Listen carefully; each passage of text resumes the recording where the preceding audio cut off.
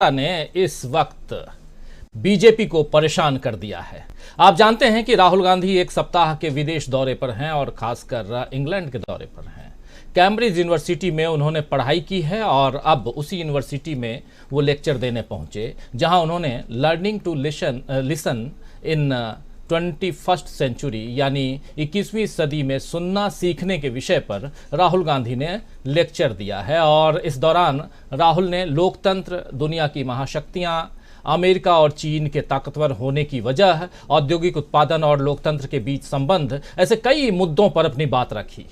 भारत जोड़ो यात्रा के तमाम अनुभव राहुल गांधी ने इस दौरान साझा किए और बताया कि इस यात्रा ने राहुल गांधी को किस तरह खुद को और भारत को और भारतीयों को जानने का मौका दिया है। यानी कि भारत जोड़ो यात्रा से जो कुछ राहुल गांधी को मिला वो यहां साझा करते हुए राहुल गांधी दिखाई दिए। विपक्षी पार्टी का नेता होने के कारण जिन बातों से जूझना पड़ता है उसका जिक्र भी राहुल गांधी ने किया। उनका लगभग 1 घंटे का ये लेक्चर अब दुनिया भर में सुना जा रहा है, लेकिन इसमें जो बातें राहुल गांधी ने कही हैं वो पहले भी वे कह चुके हैं। खासकर भारत जोड़ो यात्रा के दौरान उन्होंने जो भाषण दिए थे उसमें उन्होंने कई बार ये कहा कि कैसे विपक्ष की आवाज को मोदी सरकार दबा रही है, कैसे पेगासस जैसे मैलवेयर की मदद से विपक्षियों की जासूसी हो रही है। बहुत सारी बातें राहुल गांधी पहले भी कह चुके हैं, लेकिन इस लेक्चर के दौरान भी कहते हुए नजर आए और खासकर पेगासस का मसला यहां उठाते हुए राहुल गांधी नजर आए। जरा सुनते हैं क्या कुछ कह रहे हैं। ये पूरा का पूरा भाषण राहुल गांधी का अंग्रेजी में था, लेकिन आप सब अच्छी तरह से इंग्लिश को समझते भी हैं। सुन लीजिए क्या कुछ कह रहे हैं राहुल गांधी। पहले 2-3 भाषण सुनाऊंगा, छोटा छोटा अंश भाषण का सुनाऊंगा, लेकिन पहले सुनते हैं पेगासस पर क्या कुछ कह रहे हैं Rahul Gandhi. That's what I described. Capture and control of media and the judiciary, surveillance and intimidation. I myself had Pegasus on my phone. Large number of politicians have Pegasus on my phone, on their phone. I've been called by intelligence officers who tell me, listen, please be careful what you're saying on the phone because we are sort of recording this stuff. So this is a constant pressure that we feel. Cases on opposition. I've got number of criminal libel cases for things that, you know, should under no circumstances be criminal libel cases. But that's the story, right? And that's what we are trying to defend. What we found as the opposition was that it's very difficult to communicate with people when you have this type of an assault on the media, on the democratic architecture. तो राहुल गांधी कह रहे हैं कि जासूसी हो रही है, उनके फ़ोन में भी पेगासस है और कई लोगों के फ़ोन में, और ये बात देश में ही उन्हें बताया गया, अधिकारी ने बताया है और अवेयर रहने के लिए कहा गया है। और कैसे लोगों के भावनाओं के साथ, लोगों की आवाज़ के साथ, उनकी आज़ादी के साथ खेला जा रहा है, खिलवाड़ किया जा रहा है, ये राहुल गांधी यहाँ कह रहे थे। राहुल गांधी ने अपने भाषण में कहा है कि भारत में लोकतंत्र फिलहाल खतरे में है और देश में मीडिया और लोकतांत्रिक ढांचे पर हमला किया जा रहा है, जिससे लोगों के साथ संवाद करना बहुत मुश्किल होता जा रहा है। आइए सुनते हैं क्या कुछ कह रहे हैं राहुल गांधी अपने इसी भाषण में आगे। That picture's taken in front of Parliament House, and that's where a whole bunch of opposition members of Parliament were just standing there talking about certain issues, and we were just locked up and put in jail. And that's happened 3 or 4 times, right? And it's happened relatively violently. That's just an example. And you've also heard of the attack on minorities, the attack on the press. So you get a sense of what is going on. Now, the one way I like to think about it is that Indian democracy is a public good, okay? Because it is by far the biggest democracy. At least 50% of people who live in a democratic space live in India. And so preserving and defending Indian democracy is more than just about India. It's actually about defending the democratic structure and the democratic system on the planet, right? तो democratic structure की बात कर रहे हैं, उसको मजबूत करने की बात कर रहे हैं राहुल गांधी। और इतना ही नहीं, जब ये उनका लगभग घंटे भर का जो लेक्चर था ये जब खत्म हुआ तो सवाल जवाब का सेशन भी शुरू हुआ। और सवाल जवाब के सेशन में एक मज़ेदार सवाल उनसे पूछा गया कि क्या आप नरेंद्र मोदी की उन अच्छी नीतियों के बारे में बता सकते हैं जो भारत के हित में है।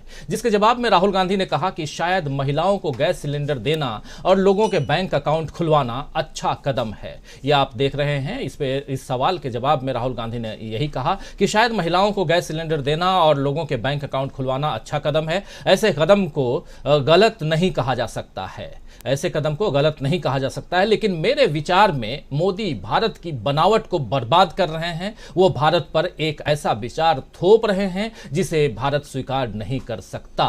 ये लास्ट जो उनकी दो लाइनें हैं ये महत्वपूर्ण है, जो कह रहे हैं कि मेरे विचार में मोदी भारत की बनावट यानी स्ट्रक्चर को बर्बाद कर रहे हैं। वो भारत पर एक ऐसा विचार थोप रहे हैं जिसे भारत स्वीकार नहीं कर सकता है। दरअसल राहुल गांधी पहले भी देश को एक ही विचार से रंगने और द आइडिया ऑफ इंडिया को इससे होने वाले खतरे पर चिंता जतला चुके हैं। यही सब उनके इस लेक्चर में भी था। लेकिन राहुल गांधी की इन बातों से बीजेपी आपत्ति दर्ज करा रही है। अपने विरोधियों को गलत बताने के लिए बीजेपी के पास सबसे आसान तरीका यही है कि राष्ट्रवाद की आड़ में हमले किए जाए, विरोधियों को देश विरोधी विपक्षियों को देश विरोधी बताया जाए, और खासकर विपक्षी यानी कि आपकी विचारधारा का जो नहीं है, विपक्षी दल का है, उसको आप सीधा का सीधा राष्ट्र विरोधी देश विरोधी बता दीजिए। इस वक्त राहुल के साथ भी यही हथकंडा बीजेपी अपना रही है। बीजेपी की तरफ से जवाब देते हुए केंद्रीय मंत्री अनुराग ठाकुर ने कहा है कि रोने धोने का काम राहुल गांधी एक बार फिर विदेशी धरती पर कर रहे हैं। पेगासस कहीं और नहीं बल्कि उनके दिल और दिमाग में है। अनुराग ठाकुर ने यह भी कहा है कि चुनाव में सूपड़ा साफ हुआ ही दिवालियापन और भी नजर आया। विदेशी धरती पर जाकर भारत को बदनाम करने की कोई कसर नहीं छोड़ी गई।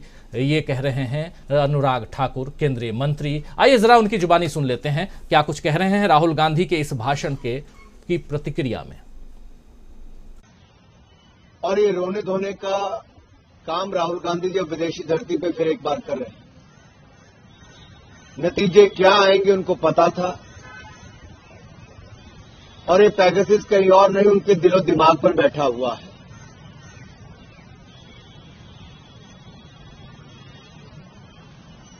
दुनिया भर में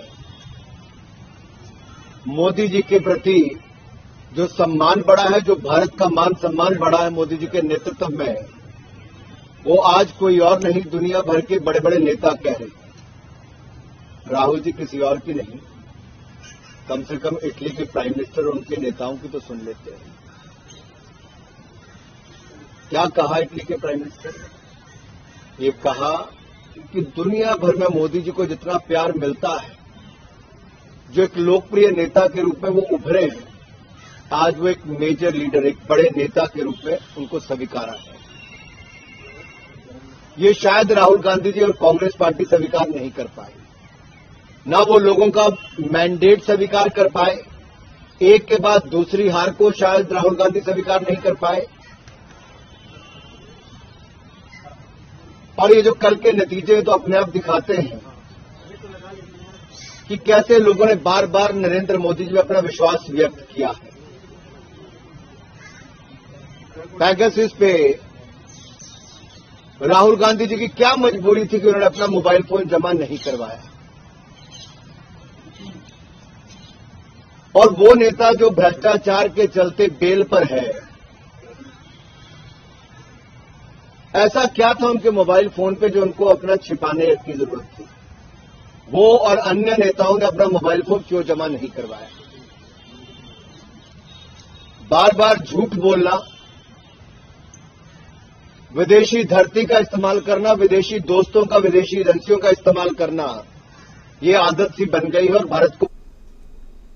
तो ये केंद्रीय मंत्री अनुराग ठाकुर को आप सुन रहे थे, सीधा वार कर रहे हैं राहुल गांधी पर, राहुल गांधी के लेक्चर के बाद। और अनुराग ठाकुर पर इनके इन बातों पर, इनकी इस प्रतिक्रिया पर जवाब देते हुए कांग्रेस प्रवक्ता सुप्रिया श्रीनेत ने भी बहुत कुछ कहा है। जरा उनको भी सुन लेते हैं, चर्चा आगे बढ़ाएंगे। बहुत कुछ है आज चुनाव के बाद कल चुनाव की खुमारी उतरी नहीं, लेकिन राहुल गांधी की जो बात है, जो लेक्चर है, वो देखिए सामने है। सुप्रिया श्रीनेत क्या कुछ कह रही हैं, सुनिए अनुराग ठाकुर पर। मैंने सुने वो मूर्खतापूर्ण बयान जो आईएनबी मिनिस्टर अनुराग गोली मारो ठाकुर ने दिए हैं। पहले तो मैं उनको सलाह देती हूं कि कैम्ब्रिज का वो 1 घंटे 1 मिनट का वक्तव्य जरूर सुनिएगा, आपके नयन चक्षु, आपके ज्ञान वृद्धि होगी थोड़ी।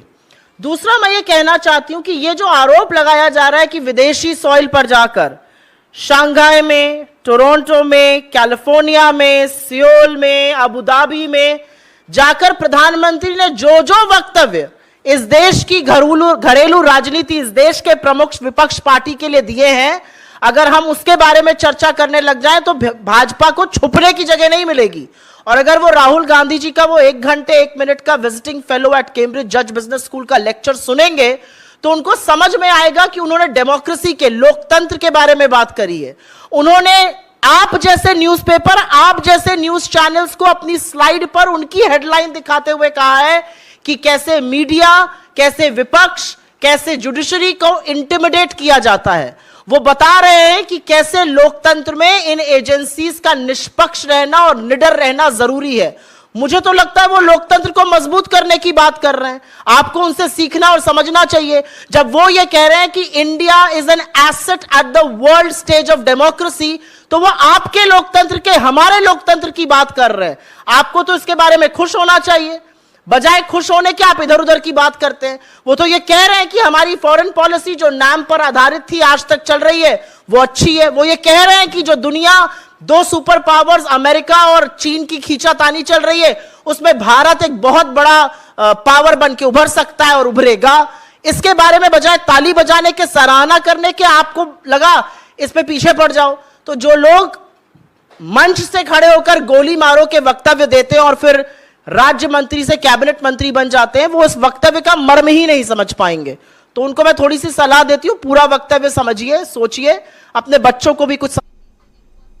तो सुन रहे थे आप सुप्रिया श्रीनेत को। बीजेपी के केंद्रीय मंत्री हैं अनुराग ठाकुर, उन पर अपनी प्रतिक्रिया देते हुए, उनके बयान पर प्रतिक्रिया देते हुए, और उनका बयान यानी अनुराग ठाकुर का बयान, आईएनबी मिनिस्टर हैं, उनका बयान आया था राहुल गांधी के कैम्ब्रिज विश्वविद्यालय में दिए लेक्चर के बाद। आपको बता दूं कि उस बयान में उन्होंने सूपड़ा साफ वाली बात भी कही थी कि कल जो चुनाव के रिजल्ट आए हैं उसमें कांग्रेस का सूपड़ा साफ हो गया है। लेकिन कल जो विधानसभा चुनाव के नतीजे आए हैं दोस्तों, आप सब ने बहुत नजदीक से अच्छे से देखा होगा। उसमें त्रिपुरा में बीजेपी, मेघालय में एनपीपी और नागालैंड में एनडीपीपी नंबर 1 रही है। लेकिन अनुराग ठाकुर जो कांग्रेस का सूपड़ा साफ होने की बात कह रहे हैं, ये सही नहीं है। पूर्वोत्तर के राज्यों में कांग्रेस की सीटें बढ़ी हैं और 6 उपचुनावों में से 3 में कांग्रेस को सीधी जीत मिली है। यानी कांग्रेस का सूपड़ा साफ नहीं हुआ है, बल्कि पलड़ा भारी हो गया है। और यही बात शायद बीजेपी को खटक रही है। कांग्रेस ने कस्बा पेठ में बीजेपी को हराया है। 33 साल बाद वो सीट कांग्रेस ने छीनी है बीजेपी से, और पश्चिम बंगाल में टीएमसी को हरा दिया है। और इन जीतों को छोटा मोटा नहीं माना जा सकता है। और जिस तरह से कई विपक्षी दल कांग्रेस की तरफ देख रहे हैं, कांग्रेस का नेतृत्व स्वीकार करने की बात कर रहे हैं, यह साबित करता है कि कांग्रेस 2024 में नेतृत्व के लिए तैयार हो चुकी है। आज ममता बनर्जी ने भी अकेले चुनाव लड़ने की घोषणा कर दी है। उससे समझ आता है कि ममता बनर्जी कांग्रेस की मजबूती को मान रही हैं, क्योंकि इन्हीं ममता बनर्जी ने कुछ दिन पहले, आप याद कीजिए 2022 में ही, ज्यादा पुरानी बात नहीं है, कांग्रेस के टीएमसी में विलय की सलाह दी थी। उन्होंने कहा था कि टीएमसी में कांग्रेस का विलय कर दो।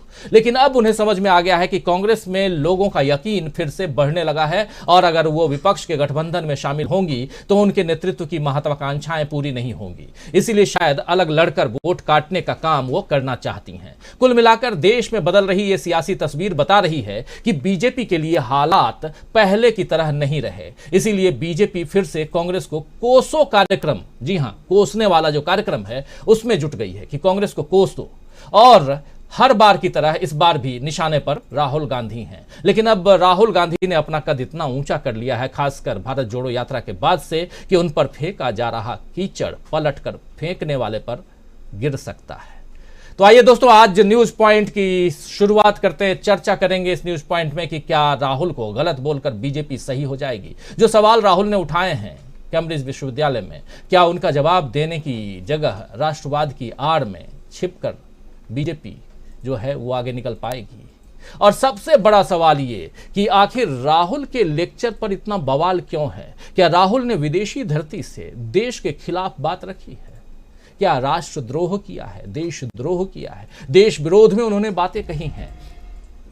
ये तमाम सवाल हैं जिन सवालों का जवाब ढूंढने की कोशिश करेंगे। आइए हमारे साथ कुछ वरिष्ठ साथी जुड़े हुए हैं, उन सबसे आपका परिचय करवाते हैं, आगे बढ़ते हैं। इस वक्त बिछ गई सियासी विसार, खेला जा रहा है सियासी खेल, जारी है वार पलटवार, शह और मात के खेल में बनाई जा रही है रणनीति।